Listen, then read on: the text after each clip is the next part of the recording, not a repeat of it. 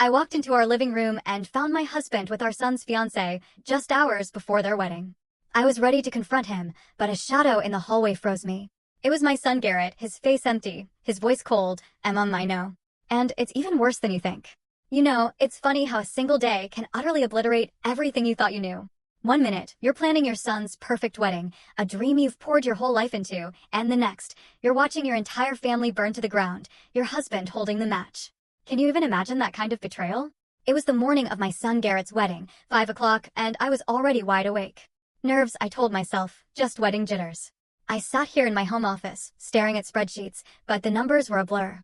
My mind was already out in the backyard, picturing the white chairs, the rose-draped archway Arthur had built, the string lights I'd checked 3 times myself. Everything had to be perfect for Garrett. 25 years with Arthur. 23 years raising Garrett. My entire life poured into this family. I was the steady hand, the planner, the one who kept it all together. Arthur was the charmer, the life of the party, the one everyone loved. I was the foundation he stood on, and for a long time, that was enough. But lately, a quiet distance had crept in. He'd stop talking when I entered a room. His phone was always angled away. When I asked, he'd just laugh it off. Stressed at work, honey. Big promotion on the line. I chose to believe him. What else could I do? You don't throw away 25 years over a feeling.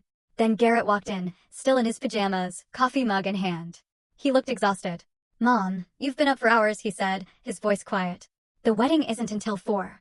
I tried for a cheerful smile as I closed my laptop. Just want everything perfect for my boy. Your father's still sleeping, I added, but Garrett shook his head. He left early, he said, an odd note in his voice. He sat on my desk, suddenly looking much younger than his 23 years. Something about picking up a gift for Brenda's parents. That was news to me. Mom, he hesitated. Can I ask you something? I turned my chair fully. In the harsh desk lamplight, his worry was plain. What's eating at you, sweetheart?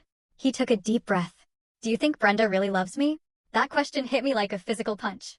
Brenda, ambitious, beautiful, from old money. On the surface, everything we'd wanted for Garrett. But I'd had my own private doubts. The way her eyes would glaze over when Garrett talked about his passions, how she'd check her phone at dinner. Why would you ask that, honey? It's your wedding day. I know, and maybe it's just cold feet, he mumbled, staring into his coffee. But sometimes, when she looks at me, it feels like she's looking right through me. Like I'm just a box she needed to check off on her way to the perfect life. He paused, his voice dropping to a whisper. And lately, she's been spending so much time with Dad.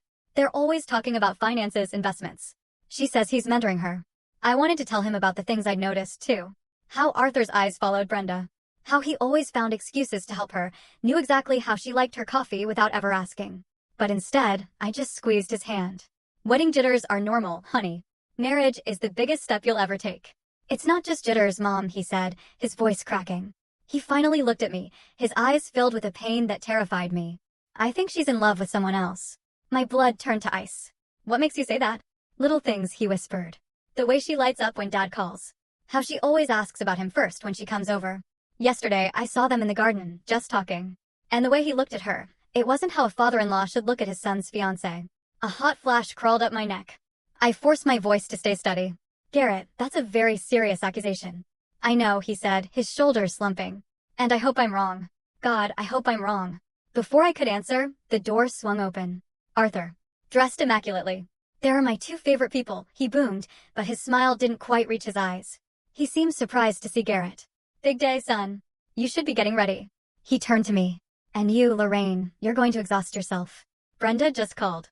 She's going to stop by around 10 to discuss some last-minute details about the seating chart.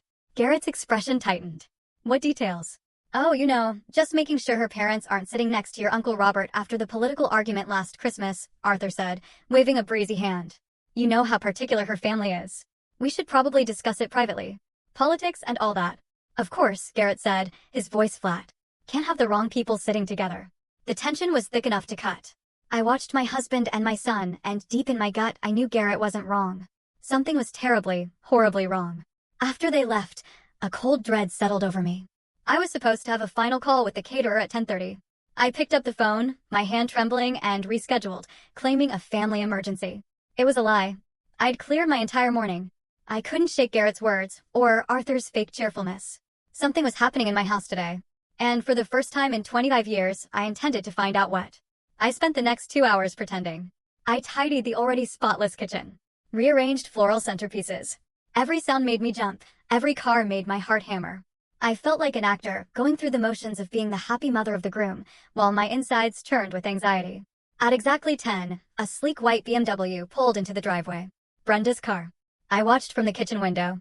Even in jeans, she looked like she'd stepped out of a magazine. She walked up to the front door with the easy confidence of someone who belonged. My heart pounded so hard I could hear it. I slipped out the back, creeping around the side of the house, crouching behind the large hydrangeas that lined our living room windows. I felt ridiculous, a spy in my own home. But the need to know, to confirm my fears or put them to rest, was overwhelming. Through the bay window, I saw them. Arthur had let her in.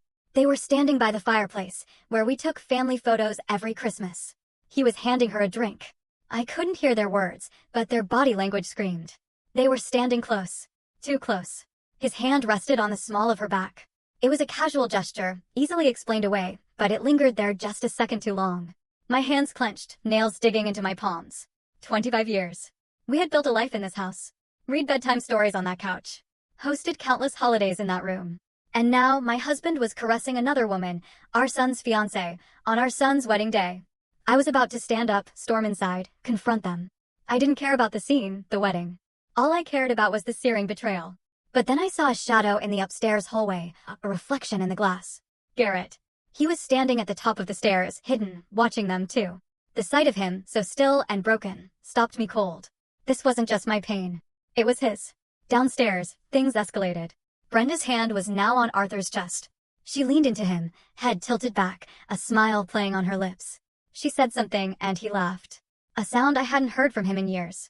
Light, genuine, happy, like when we were young and everything felt possible. In that moment, he transformed into someone I didn't recognize. Someone alive in a way he hadn't been with me for a very, very long time. Then his hands were in her hair, and they were kissing. It wasn't a quick peck. It was deep, passionate, the kind you see in movies. My vision went red. A roar filled my ears. I took a step toward the house, ready to tear the door off its hinges, ready to scream until my lungs gave out. Then a hand grabbed my arm. I spun around, heart leaping. It was Garrett. He had slipped out. His face was ashen, but his eyes blazed with a cold, hard determination I'd never seen. "Mom, don't," he whispered, his voice tight. "Not yet. Garrett, this is," I choked on the words. I couldn't even say it. "I know what it is," he said, steady despite his shaking hands. "Mom, I've known for weeks." Weeks, the word came out as a strangled whisper. I stared at my son, the boy I'd raised, now looking at me with the eyes of a man who had seen too much. We were still crouched behind the hydrangeas, the beautiful flowers I'd tended now a blind for our family's destruction. Inside, my husband and my son's fiancée had moved to the couch. I couldn't bear to look. "I didn't want to believe it at first," Garrett said, low and urgent. I kept making excuses. "He's just being friendly. She's just nervous." But it kept happening. The lingering looks, the private conversations, the way she lit up whenever he was around. He corrected himself, a painful reminder of a life that no longer existed. He was supposed to be getting a new mother figure, not a rival. "Why didn't you tell me?" I asked, my voice trembling with shock and a strange protective anger. "He shouldn't have had to carry this alone." "Because I needed proof," he said, jaw tight. "And because," he looked at me, his eyes far older than 23, "I wanted to give them enough rope to hang themselves." He pulled out his phone, hands shaking, tapping the screen. "I hired someone," he confessed. "You what?" "I'm not stupid, Mom. After I saw them having lunch together a month ago, a lunch Dad told me was a business meeting, and she told me was a shopping trip with her friends, I knew I wasn't crazy. I needed the truth." He handed me the phone. "I hired an investigator." My breath hitched. "An investigator? Garrett?" "The money." "Don't worry about the money," he said grimly. "It was worth every penny." The first photo showed Arthur and Brenda entering the Riverside Hotel downtown. 3 weeks ago, on a Tuesday afternoon when Arthur was supposedly at a sales conference. The second showed them leaving 2 hours later, flushed and disheveled. "There are 17 different occasions," Garrett said quietly as I scrolled through a gallery of betrayal. Photos at dimly lit restaurants, in a private parking garage pressed against Arthur's car, laughing, holding hands. Living a completely different life behind our backs. I felt sick. The sheer scale of deception was breathtaking. This wasn't a mistake. This was a calculated, long-term affair. I started to stand again, a fresh wave of rage washing over me. "We're going to stop this," I said, my voice like steel. "Right now." "No." Garrett's voice was sharp, pulling me back down. "Mom, trust me. I have a plan." "A plan?" "Garrett, this is insane. We can't just let the wedding. We absolutely can, he interrupted, with an authority I'd never heard. And we will. Mom, think about it. If we confront them now, what happens? They'll deny it.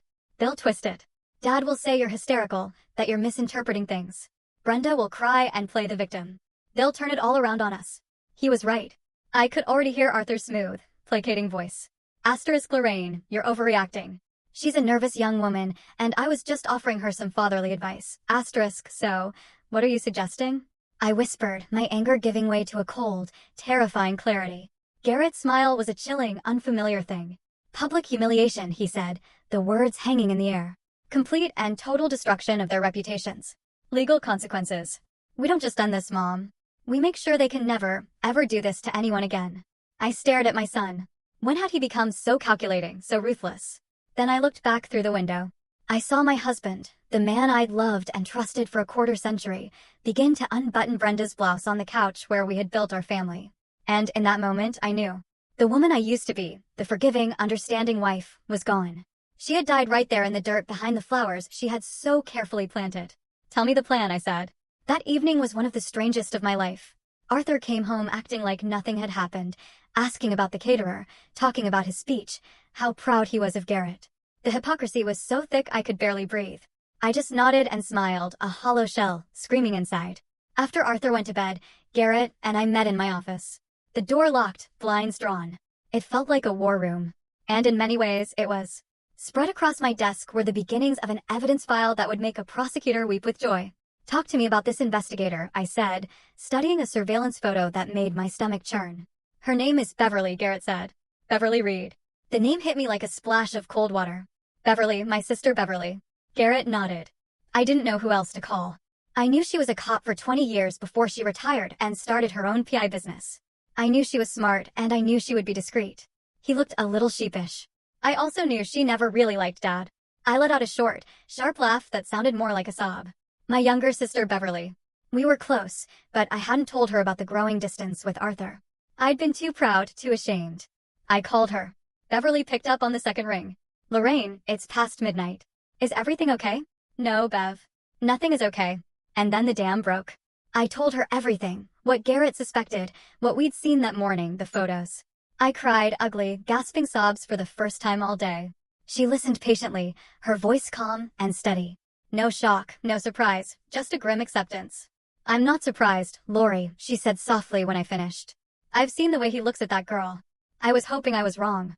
Garrett told me about the photos, I said, wiping my eyes. What else do you have? More than you want to know, probably, she said, her voice turning professional. I've been tracking their movements for 3 weeks. They meet twice a week, regular as clockwork at the Riverside Hotel. He pays in cash always. They have lunch at fancy restaurants he'd never take you to. Last week, he took her to Tiffany and Company. That hot flash of rage again. Our money. The money I managed so carefully. The money for our retirement.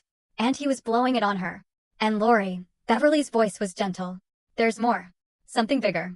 I've been looking into Arthur's finances, trying to figure out where all this cash is coming from. He's been sloppy. What did you find? I asked, dreading the answer. A long pause. It's not just Brenda, she said, her voice heavy. This isn't the first time. I found a series of regular monthly payments going back 15 years, always to the same person, a woman named Victoria Sterling. The name meant nothing to me. Who is that? I did some digging. She was a junior associate at his old firm back when Garrett was a kid. She left abruptly about 15 years ago. The payments started a few months after she left. Beverly took a deep breath. Lorraine, she has a daughter. A 15-year-old girl named Haley. I ran a background check. The father isn't listed on the birth certificate, but I'd bet my license that Arthur is her father. The phone felt heavy in my hand. I couldn't breathe. A daughter. A whole other child. 15 years of lies, a double life. The secret trips, the unexplained expenses, the emotional distance, it all clicked into place with horrifying clarity. I have to know for sure, Bev, I whispered. I know, she said. I'll handle it. But Lorraine, you need to be prepared. When this comes out, it's going to be a nuclear bomb. I know, I said, my voice cold and hard. That's exactly what we're counting on. The 24 hours leading up to the wedding were a blur of calculated deception. I moved through the preparations like a ghost, my body on autopilot while my mind raced. I smiled at relatives. Approved the final seating chart. I even helped Arthur with his tie, my fingers brushing against the silk fabric while I imagined tightening it around his neck. Every interaction was a performance. Every polite word was a lie. Beverly worked quickly. She was a professional, and this was now personal. She told me she had a contact at a private lab. It's a long shot, Lori, but if we can get a clean DNA sample from Arthur, we can get a preliminary, non-legal comparison against a sample from the girl. That night, after Arthur was asleep, snoring softly beside me in the bed we'd shared for a quarter-century, I crept out. My heart pounded with every creak of the floorboards. I went into the bathroom and took his toothbrush. My hand shook so much I almost dropped it. It felt like the ultimate violation. But what was this compared to the violations he had committed against me, against our family? I placed it carefully in a plastic bag and left it in the mailbox for Beverly to pick up before dawn. The next day, while the house buzzed with florists and photographers, Beverly called. "I've got more on the money," she said, her voice grim. "It's worse than we thought." We met in my car, parked on the street, the only place I felt safe to talk. She opened a laptop and turned it towards me. On the screen was a dizzying array of numbers and dates. "I did a full workup on your joint accounts, your retirement funds, everything," she said, pointing to a highlighted column. "Look at the pattern. For years, Arthur has been making regular cash withdrawals. Small amounts, 500 here, 700 there, never more than 1,000, always from different branches." "I thought that was for his hobby," I said numbly. "He always told me he was investing in rare coins, something that required cash transactions." "Another lie," Beverly said dryly. "His hobby was named Brenda. He used the cash for the hotel rooms, the expensive dinners, the gifts, that Tiffany's necklace. He paid for half of it in cash. But that's not the worst part." She clicked on another tab. "He's been borrowing against your 401k. I stared at the screen. There it was, in black and white. A series of loans taken out against the retirement account I had so diligently contributed to from my own small business. The account that was supposed to be our safety net, our security for old age. He had drained nearly $60,000 from it over the past 18 months. "How?" I whispered. "He would have needed my signature." "He forged it," Beverly said quietly. "I compared the signature on the loan documents to your signature on your tax filings. It's a good forgery, but it's not yours." I felt a wave of nausea. This went beyond cheating. This was theft. He wasn't just breaking my heart. He was systematically dismantling our future, piece by piece, to fund his sordid affair. He was stealing from me, from the college fund we built, from the life we were supposed to share.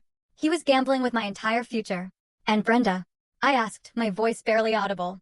"She's no innocent victim," Beverly said, her eyes hard. "I'll get to her. But first, there's something else." She hesitated, then handed me a large manila envelope.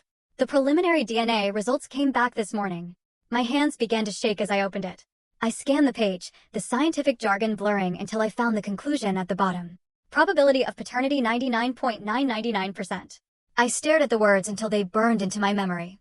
Haley Sterling was Arthur's daughter. 15 years. 15 years of loving him, trusting him, building a life with him while he had another child, another family, hidden in the shadows.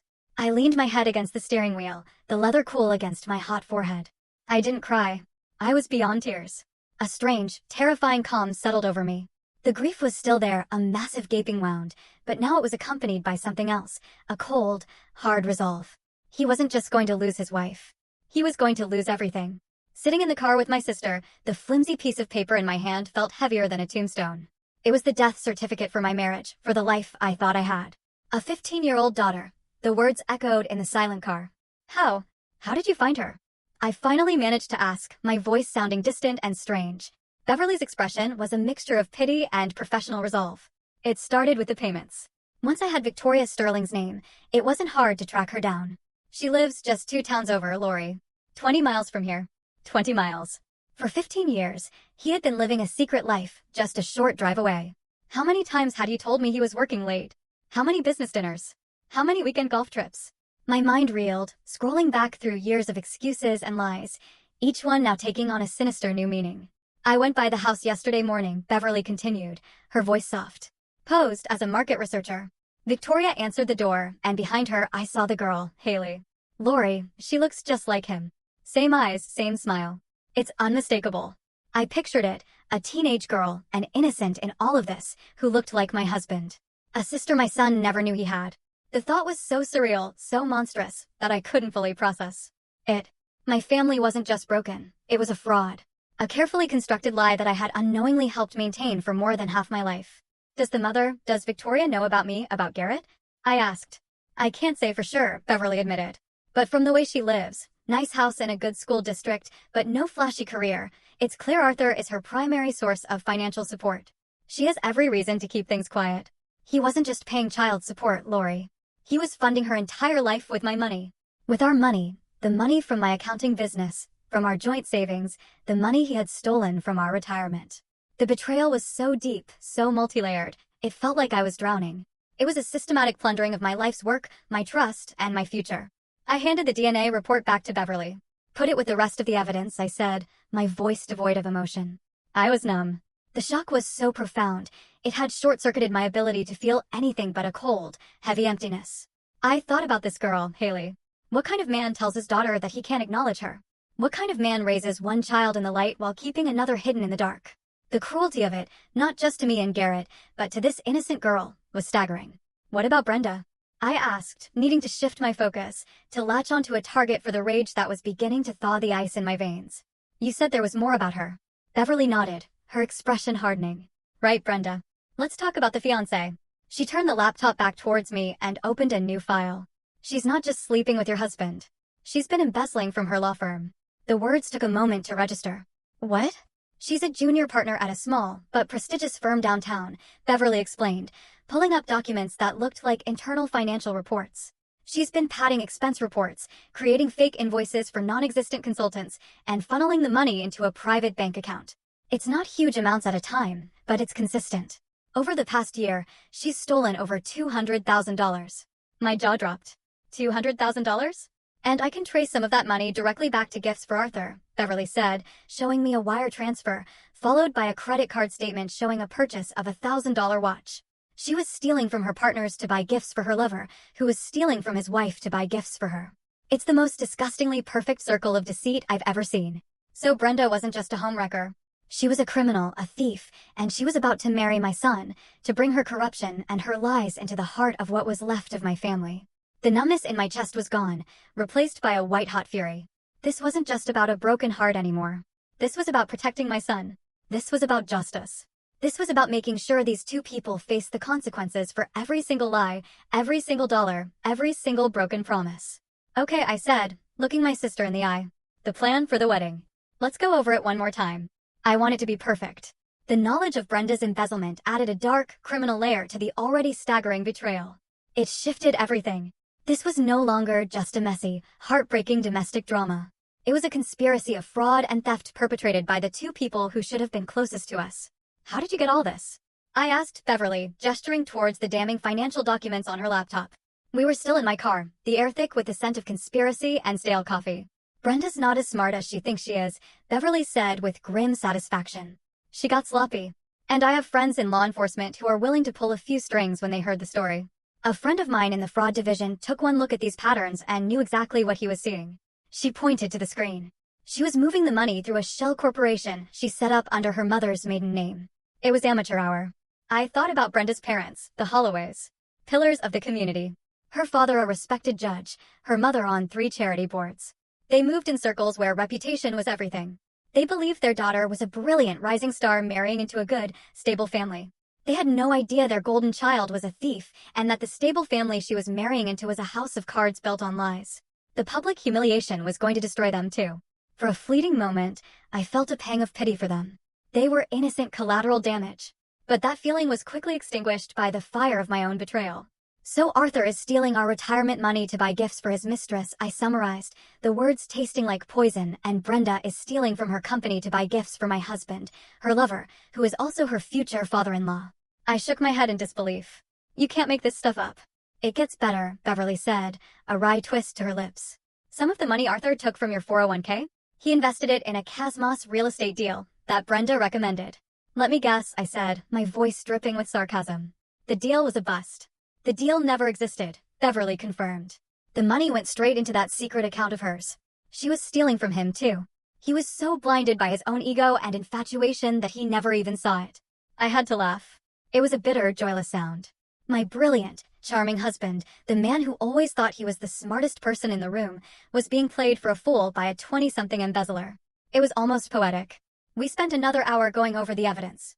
Beverly had everything. Bank statements, surveillance photos, hotel receipts paid in cash, wire transfers, forged loan documents, and now a complete file on Brenda's criminal activities ready for the district attorney. And, of course, the DNA report, the smoking gun that proved 15 years of deception. I looked at the file, at the neat tabs and organized pages that represented the complete demolition of my life. 25 years of marriage reduced to a stack of incriminating documents on the passenger seat of my car. Suddenly, a wave of exhaustion washed over me, so profound it felt like a physical weight pressing down on my chest. "Bev, can we do this?" I whispered. "Can we really stand up in front of 300 people and do this to them? To our family?" Beverly reached over and put her hand on my arm. Her grip was firm, grounding. "Lori, listen to me," she said, her voice serious. "What choice do you have? If you confront them privately, they will lie. They will manipulate you. They will turn Garrett against you. They will deny until you start to think you're the crazy one. I've seen it 100 times." She was right. I knew she was right. Arthur was a master manipulator. He could charm his way out of anything. "This way," she continued, "there is no escape. There is no room for lies. There is only the truth, presented in front of everyone they have ever tried to impress. It's not just about revenge, Lori. It's about consequences. Brenda needs to go to jail. Arthur needs to be held accountable, not just for the affairs, but for the financial fraud he's committed against you. This is the only way to make sure the lies stop for good." I took a deep breath, the stale air of the car filling my lungs. I thought of Garrett, his pale, determined face. I thought of Haley, the daughter I never knew. I thought of the 25 years I had given to a man who had been lying to me from the very beginning. "You're right," I said, my voice clear and steady again. "It's the only way." I started the car. "Let's go. We have a wedding to prepare for." The final hours before the wedding were the most surreal of my life. I went back into the house and resumed my role as the calm, happy mother of the groom. I felt a strange sense of detachment, as if I were watching a movie of my own life. I saw myself laughing with my cousins, complimenting my sister-in-law on her dress, reassuring the caterer. On the inside, I was a coiled spring of tension and grief. But on the outside, I was the picture of maternal pride. Arthur was in his element, working the crowd of early arrivals, accepting congratulations with a broad, confident smile. He pulled me aside at one point, his arm wrapping around my waist. "You look beautiful, Lorraine," he said, his voice a low murmur. "Isn't this a perfect day?" I looked up at him, into the eyes of the man I had loved for more than half my life, and felt nothing but a cold, empty void. I smiled back. "Perfect," I said. Garrett was a mirror of my own forced composure. He greeted his friends, posed for photos, played his part flawlessly. But whenever his eyes met mine across the crowded lawn, I could see the same steel resolve reflected there. We were in this together. We were soldiers waiting for the signal to attack. The plan was simple, and Beverly had rehearsed it with us until we knew it by heart. She had arrived early, disguised as a member of the catering staff, her professional audiovisual equipment hidden in plain sight. She had connected her laptop to the large projection screen we'd rented, supposedly for a sentimental photo slideshow of Garrett growing up. No one suspected a thing. She had a small remote control in her pocket. When the time came, all she had to do was press a single button. I had my own role to play.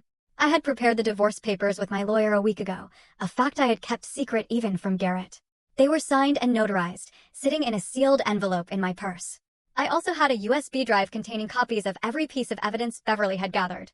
One way or another, my marriage would officially end today. There was no going back. I wasn't just planning for a confrontation. I was planning for the first day of the rest of my life. At 5 minutes to 4, I took my seat in the front row. The string quartet began to play, and the wedding party made their entrance.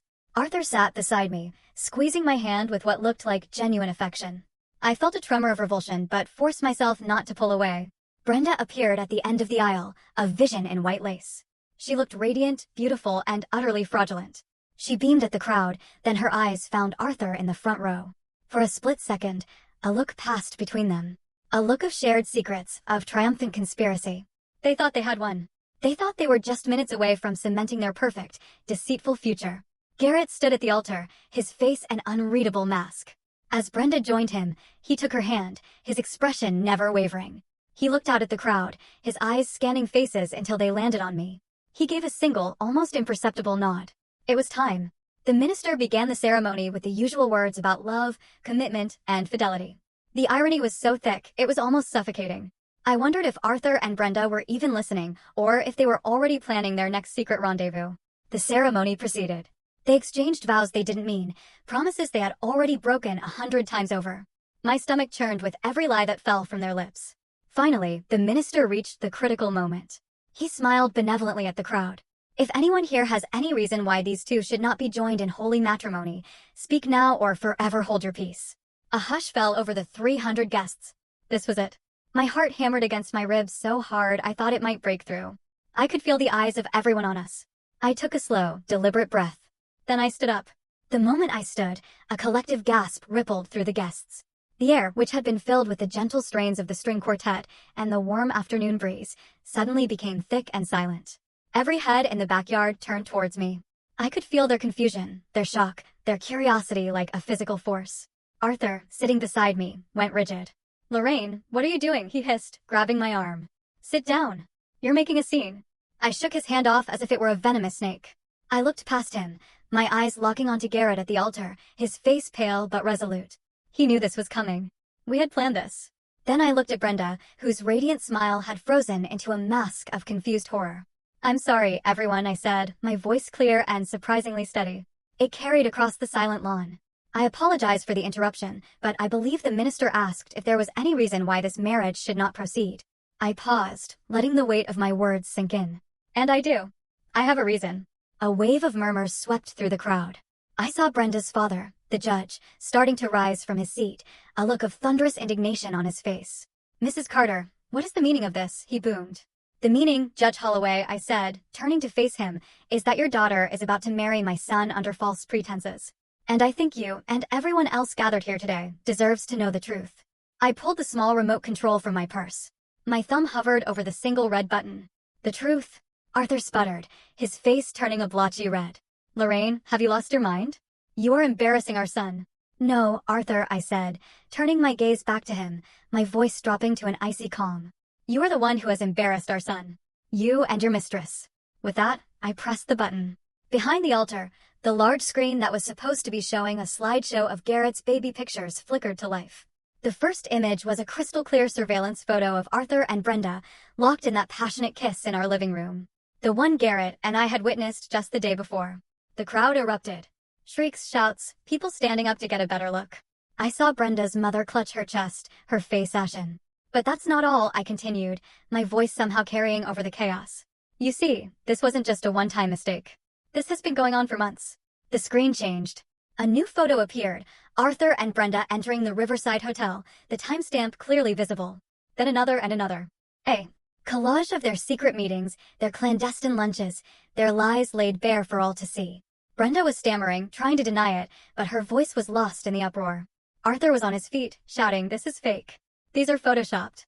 Lorraine is having a breakdown." "Am I, Arthur?" I asked calmly. "Then perhaps you can explain this." The screen changed again. This time it showed bank statements.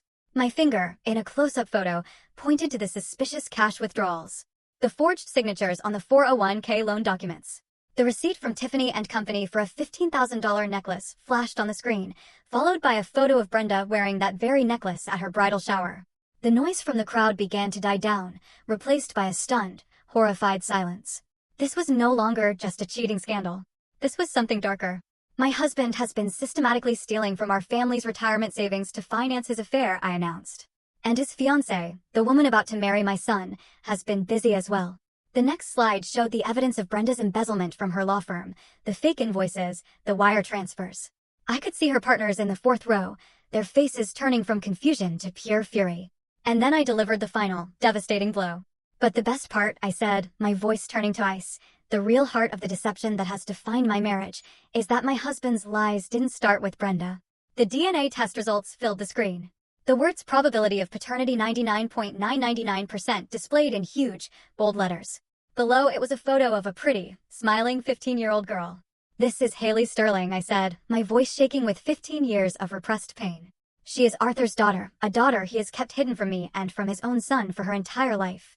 The silence that followed was absolute. 300 people, staring at the evidence of a betrayal so complete, so devastating that even the most seasoned gossips were rendered speechless. And in that perfect, terrible silence, I watched the world I had known for 25 years burn to the ground. The silence was broken by a single, sharp sob. It came from Brenda, who swayed on her feet, her face a ghastly white against the pure white of her wedding dress. Then she crumpled to the ground in a heap of lace and shattered dreams. That single sound broke the spell. The backyard erupted into chaos. People were shouting, pointing, pulling out their phones to record the disaster. Brenda's mother rushed forward to her fallen daughter, while her father, the judge, just stood there, his face a mask of disbelief and utter humiliation.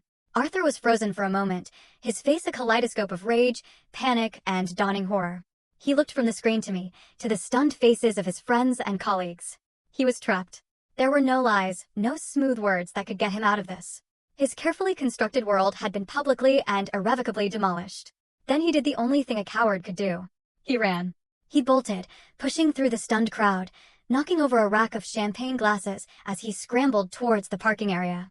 He was actually trying to flee the scene of his own life's implosion. But Beverly was waiting for him. My sister, still in her catering uniform, stepped out from behind a large oak tree. She was a small woman, but she moved with the confidence of a seasoned cop. As Arthur barreled past, she stuck out her foot. It was a perfectly executed trip. Arthur went down hard, hitting the manicured lawn and skidding a few feet in his expensive wedding suit. "Going somewhere, Arthur?" Beverly asked mildly, strolling over to where he lay sprawled and gasping. By now, Garrett had left the altar and was by my side. He put a steadying arm around me. Brenda was back on her feet, supported by her weeping mother, and she was pointing a shaking finger at me. You planned this," she shrieked, her voice raw with hysteria. "You planned this whole thing to ruin my life." "No, Brenda," Garrett said, his voice cold and clear, cutting through her hysterics. "You ruined your own life. You and him." He gestured towards his father, who was now being helped to his feet by Beverly. "Let me go," Arthur demanded, trying to pull his arm from my sister's firm grasp. "Can't do that, Artie," Beverly said, using a childhood nickname that made him flinch. "You see, I'm a licensed private investigator, and I have reason to believe you've committed multiple felonies, including financial fraud. But don't worry, we're not here to talk about you right now." She looked over his shoulder. 2 uniformed police officers were walking calmly through the parting crowd. They weren't here for Arthur's fraud. That would be a civil matter for my lawyer to handle. They were here for Brenda. "Brenda Holloway," one of the officers asked, his voice calm but authoritative. Brenda's eyes widened in terror. "No," she whispered. "You are under arrest for suspicion of embezzlement and wire fraud," the officer continued as his partner took her arms and smoothly clicked handcuffs onto her wrists. The sound of the handcuffs snapping shut was the loudest thing I had ever heard. I watched Brenda's face crumble as she realized this wasn't just public humiliation. This wasn't just a canceled wedding. This was real. There were going to be real legal consequences. Her life, as she knew it, was over. As the police led a sobbing Brenda away, her parents watched in stunned horror. The photographers, hired to capture a fairy tale, were now capturing the downfall of a prominent family, their flashes popping relentlessly. The crowd was starting to disperse now. Some were leaving quickly, not wanting to be part of the disaster. Others were lingering, whispering in shocked huddles, their phones still held up, recording everything. In the midst of the chaos, I finally felt the strength go out of my legs. Garrett held me up. "It's over, Mom," he whispered. "It's finally over." I looked around at the wreckage of the perfect day I had planned. It was a disaster. It was a nightmare. But for the first time in months, I felt like I could finally breathe. The 3 hours that followed were a blur of flashing blue lights, hushed conversations, and the slow, painful process of dismantling a wedding that never was. The police took our statements. Brenda was taken away in a squad car, her beautiful wedding dress looking absurd and tragic under the harsh glare of the setting sun. Arthur, after being questioned and released, simply disappeared. He got in his car and drove away without a word to me or to his son. Most of the guests had left, though a few close family members and friends remained, moving through the debris of the reception like ghosts, helping the shocked catering staff clear away the uneaten food and untouched champagne. My sister Beverly stayed, of course, a quiet, solid presence at my side. I finally found Garrett in the kitchen. He was still in his tuxedo, calmly eating a sandwich as if he'd just attended someone else's wedding instead of orchestrating the public destruction of his own. "How are you feeling?" I asked, my voice hoarse. "Relieved," he said without a moment's hesitation. He took a bite of his sandwich. "For the first time in months, Mom, I feel like I can breathe." He looked at me, a flicker of the old warmth returning to his eyes. "How are you?" "I don't know yet," I answered honestly. "I think I'm just numb." The next few weeks were a painful and messy ordeal. The story predictably became a local media sensation. Wedding day scandal. Fiancée arrested at altar. Groom's father implicated in decades of deceit. Our names and faces were everywhere. I stopped answering the phone, stopped leaving the house unless I absolutely had to. My little accounting business suffered. A few long-term clients quietly took their business elsewhere, uncomfortable with the notoriety. The day after the wedding, I did exactly what I had planned. I walked into my lawyer's office, my purse containing the signed divorce papers and the USB drive of evidence, and I filed. With the mountains of proof we had, Arthur didn't even try to fight it. The legal process was swift and brutal. In the settlement, I got the house and a significant portion of his remaining assets as compensation for the fraud he'd committed against our retirement funds. It wasn't a victory. It was restitution. Brenda, facing overwhelming evidence, took a plea deal. She was sentenced to 2 years in a low-security prison and ordered to pay back every penny she had stolen. Her family's reputation was left in tatters. Arthur's downfall was quieter, but no less complete. He lost his job, his reputation, and the respect of everyone he knew. He moved into a small apartment across town and, from what I heard, rarely showed his face in public. But the most complicated part of the aftermath was Haley. 2 weeks after the wedding, I received a letter. It was from Victoria Sterling, Haley's mother. It was short and to the point. She apologized for the pain her past relationship with Arthur had caused and said that her daughter Haley had learned the truth from the news reports and wanted to meet Garrett and me. I sat with that letter for 3 days. What was I supposed to do? This girl was the living embodiment of my husband's greatest betrayal. But she was also an innocent. She hadn't asked for any of this. She was my son's sister. I showed the letter to Garrett. He read it, his face grim. "I want to meet her," he said immediately. "She's my sister, Mom. She deserves to know her family, or what's left of it." So, I made the call. We arranged to meet at a neutral location, a quiet coffee shop in a town halfway between ours. I was terrified. As we sat waiting for them to arrive, I kept twisting the napkin in my hands into a shredded mess. Then, they walked in. Victoria was a plain, tired-looking woman who seemed to carry the weight of her secrets in the slump of her shoulders. And behind her was Haley. The moment I saw her, my breath caught in my throat. Beverly was right. She had Arthur's eyes, the same dark, intelligent eyes that had first made me fall in love with him all those years ago. She looked scared and uncertain, clutching a book to her chest like a shield. And in that moment, looking at this innocent girl who was a victim in all of this, I knew my anger wasn't with her. It was with him. Always with him. That first meeting with Haley was awkward. Words felt clunky and inadequate. Garrett, bless his heart, did most of the talking. He asked her about school, about the book she was holding, about her life. He didn't ask about Arthur. He just treated her like a person, like a sister he was meeting for the first time. I mostly just watched, trying to reconcile the image of the shy, sweet girl with the monumental lie she represented. Slowly, tentatively, we started to build something new. We met for coffee again, then for lunch. Garrett and Haley started texting, discovering a shared love for old movies and spicy food. I found myself looking forward to seeing her, to hearing about her life. She was bright and funny and kind. She was an innocent soul caught in the wreckage caused by our parents. A year passed. Life settled into a new, unfamiliar rhythm. The divorce was finalized. The media storm died down, replaced by newer, fresher scandals. I poured my energy into rebuilding my business, and slowly my clients started to come back. I sold the big family house with its backyard full of ghosts and bought a smaller, more manageable townhouse for myself. It was quiet. It was peaceful. And it was mine. Garrett, after months of therapy to work through the trauma of the betrayal, was thriving. He'd quit his corporate job and gone back to school to pursue his real passion, landscape architecture. He was designing beautiful spaces, creating order and beauty out of dirt and stone. A fitting metaphor for what he was doing with his own life. He was dating a lovely young woman, a librarian who was kind and genuine and looked at him like he was the only person in the world. And Haley? Haley had become a part of our lives. She would come over for dinner every other Sunday. She and Garrett had developed a real sibling bond, teasing each other and talking for hours. I found myself feeling a fierce, protective love for her. She wasn't a symbol of betrayal anymore. She was just Haley, my son's sister, and in a strange way, a part of my family. One evening, about a year after the wedding I was sitting in the living room of my new home when the doorbell rang.